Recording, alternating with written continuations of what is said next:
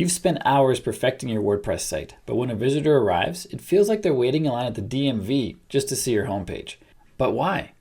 It's because every time someone tries to open a page, WordPress has to do a long list of things.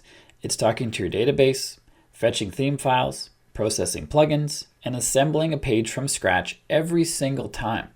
People don't want to wait that long for a website to load, and site speed is a ranking factor in Google, but more on that later.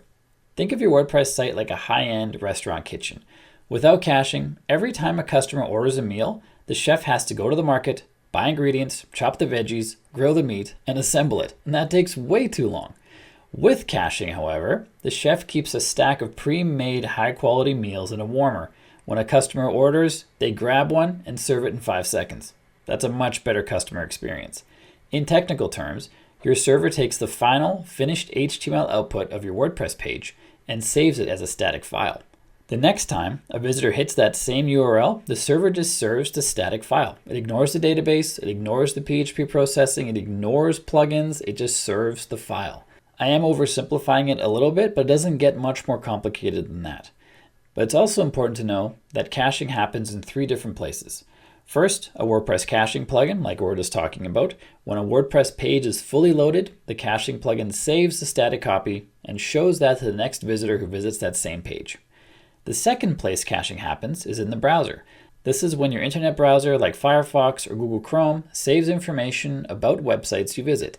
CSS files are often saved in this way, so are images and videos. That's why when you're actively making changes to your website's appearance, sometimes they don't appear and it's kind of frustrating. It's usually because there's a cached version stored in your browser. So you have to clear the browser cache before you can see the new version of your website. And the third place caching happens is on the server. It's called server caching. This is controlled by the server, which is usually controlled by your hosting account. There are a few things that we have the ability to tweak here, but not very much. It's mostly controlled by the hosting account.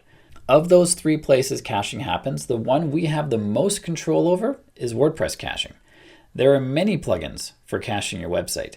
A great free option that requires very little setup is called Super Page Cache.